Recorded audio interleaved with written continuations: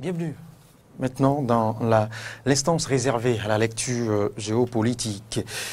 Mise en examen de Vincent Bolloré, bataille de gladiateurs français en terre africaine. James William Baguidi, vous nous y conduisez à nouveau. Bonjour. Bonjour à vous Loris et bonjour à tous les téléspectateurs et bien sûr à tous les auditeurs. Et ça se corse pour Vincent Bolloré. Oui, l'affaire date de 2010 et concerne deux États africains cette année-là. Vincent Bolloré aurait aidé deux chefs d'État bien évidemment, à soit se maintenir au pouvoir ou à gagner les élections. Il aurait donc en retour bénéficié de juteux marchés publics en récompense des services rendus.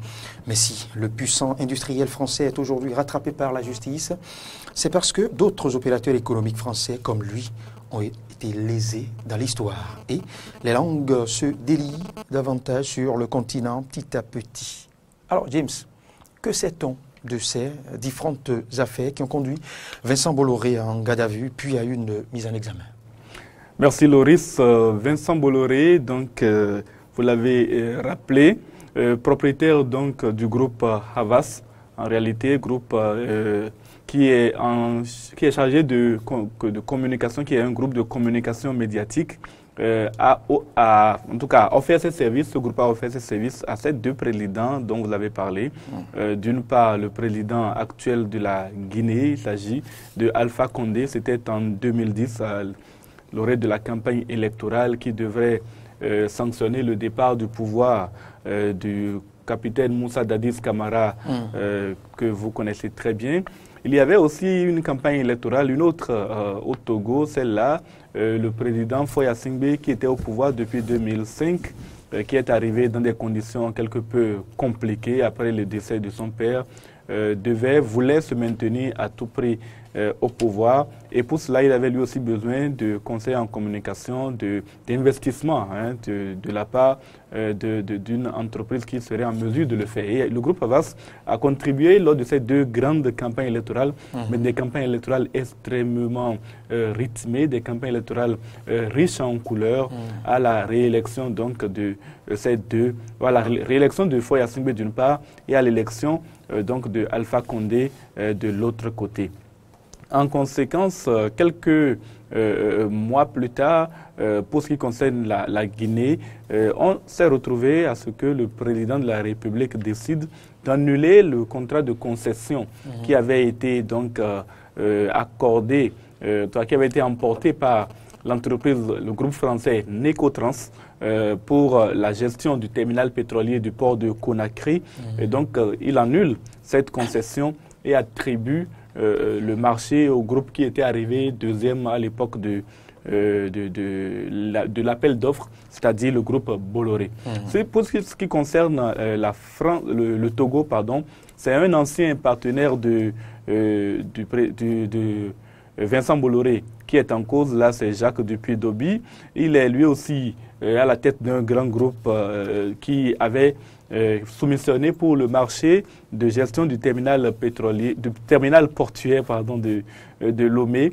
De ce côté-là aussi, il perd face à Vincent Bolloré quelques mois seulement avant l'élection présidentielle. De ce côté-là, il estime que son dossier était fortement en avance sur celui de Vincent Bolloré et qui n'aurait pas pu perdre ce marché-là si Vincent Bolloré n'avait pas mis dans la balance le soutien qu'il avait accordé donc par la suite au président Foya Singbe dans le cadre donc de cette élection qui, bien sûr, on le sait, a vu la réélection haut les mains de Faure à la tête du Togo. Ces deux personnalités ont donc saisi, en tout cas Necotrans et puis Jacques Dupuy-Doby ont saisi chacun la justice française pour estimer qu'elles ont été lésées.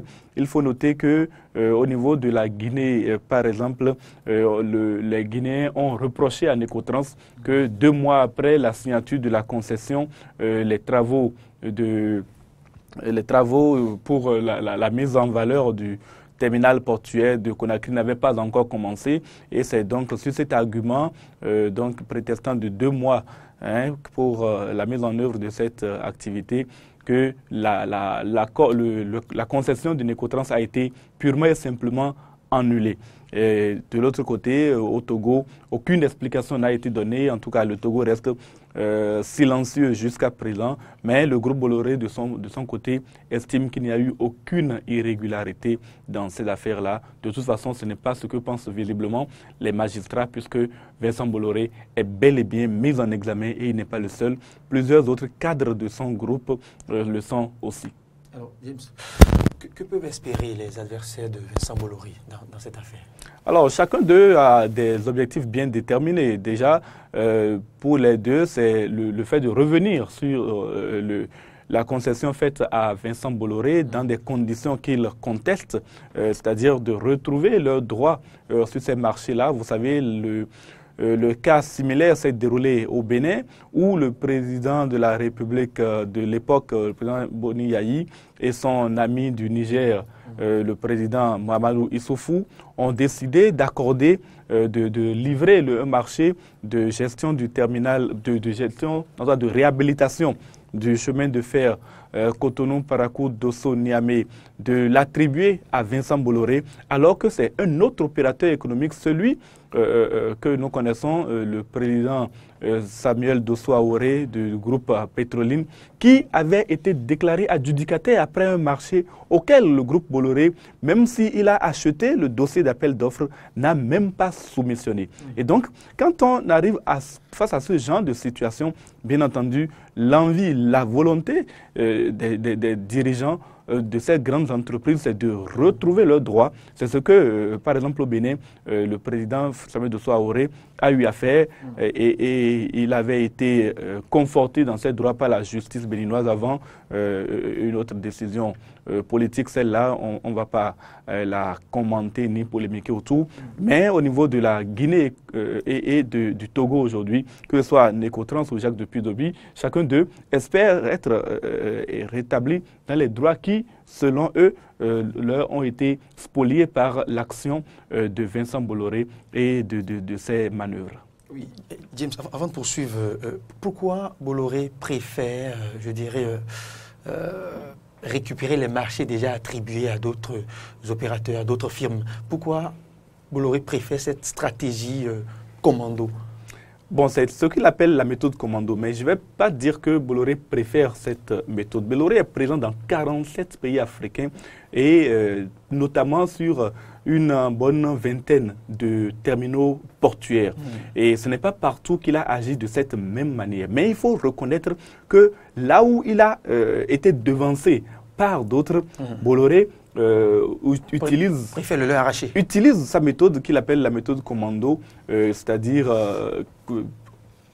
se porter auprès des autorités politiques, proposer probablement des avantages que ces autorités-là vont trouver bien mieux que ce que les entreprises préalablement déclarées adjudicataires leur proposent.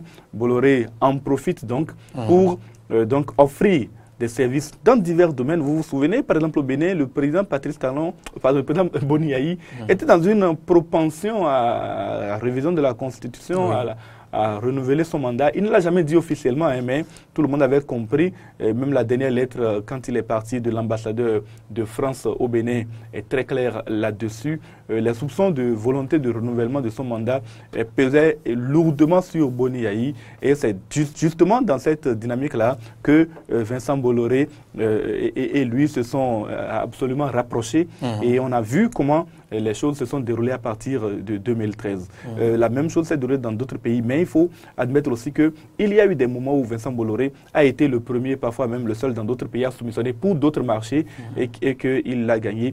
Mais chaque fois qu'il n'est pas dans cette posture de monopole, dans cette posture où il peut l'emporter, il utilise ce qu'il appelle donc sa méthode commando. C'est donc par ce biais-là qu'il est devenu l'un des opérateurs économiques les plus puissants en Afrique. James, la Guinée de Alpha Condé promet de collaborer à l'enquête. Peut-on y croire? Bon, à l'heure actuelle, déjà, il faut noter que les autorités guinéennes ont estimé que l'attribution du marché à Vincent Bolloré ne souffre pas d'irrégularité et donc qu'il n'y a pas de raison que le gouvernement, en tout cas que la justice française s'en prenne à Vincent Bolloré dans ce dossier. Quoi qu'il en soit, les autorités guinéennes promettent de collaborer et des documents leur seront probablement demandés par les magistrats dans cette affaire qui vont peut-être conforter la position de la justice française ou carrément dédouaner Vincent Bolloré de ce qui lui est reproché. Je pense que la justice, les autorités guinéennes n'ont pas beaucoup le choix dans la situation actuelle. C'est vrai qu'elles peuvent refuser de collaborer, tout État est totalement souverain, elles peuvent refuser de collaborer, mais elles veulent collaborer. Maintenant, la question qui se pose et que certains analystes posent, c'est de savoir si ce ne sont pas des documents antidatés ou falsifiés ou des documents qui ne sont pas totalement en règle qui seront envoyés à la justice française de manière à créer un doute, sachant que le doute bénéficie à l'accusé, ce qui pourrait dédouaner donc Vincent Bolloré. Mais il y a également d'autres personnes qui en Guinée commencent à parler, notamment l'ancien patron des patrons, l'ancien président du patronat, Mamadou Sylla, si je ne me trompe de nom, qui, du temps où lui il était aux affaires, en tout cas aux côtés du président Lansana Conté, avait déjà été approché lui-même, en tout cas c'est ce qu'il dit, par Vincent Bolloré, qui souhaitait obtenir la concession du port de Conakry pour un franc symbolique, c'est-à-dire pour rien. Il voulait l'obtenir à l'époque là gratuitement et il l'avait approché donc Mamadou Sylla pour le faire. Quand le marché finalement, un appel d'offres a été déposé et que l'adjudication a été faite au profit de Nécotrans, c'est que Vincent Bolloré est arrivé deuxième. Mamadou Sylla avait été accusé à cette époque-là d'avoir été corrompu par Nécotrans et donc les partisans de Vincent Bolloré avaient crié à cette époque-là eux aussi au scandale. Donc voilà un peu la situation dans laquelle on se retrouve dans cette bataille de gladiateurs. Ce sont les Français qui se battent sur la terre africaine, les uns contre les autres, les pauvres Africains. Je ne sais même pas si ces grandes entreprises européennes pensent aux intérêts des Africains.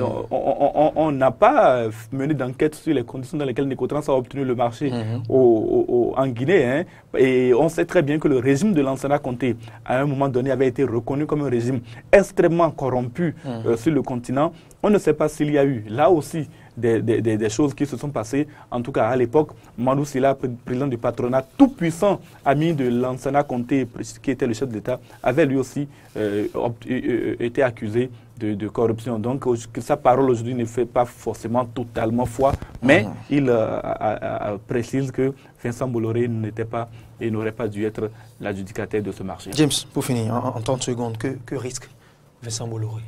Vincent Bolloré risque maximum 10 ans de prison et quand même pas moins d'1 million d'euros d'amende. Maintenant, ce qu'on détaille un peu les choses, au niveau de la Guinée, les peines seraient différentes. Au niveau du cas du Togo, les peines seraient différentes. Ce qui est certain, s'il est reconnu coupable de corruption d'agents publics étrangers, il ne s'en sortira pas sans goûter au barreau de la prison. Merci James.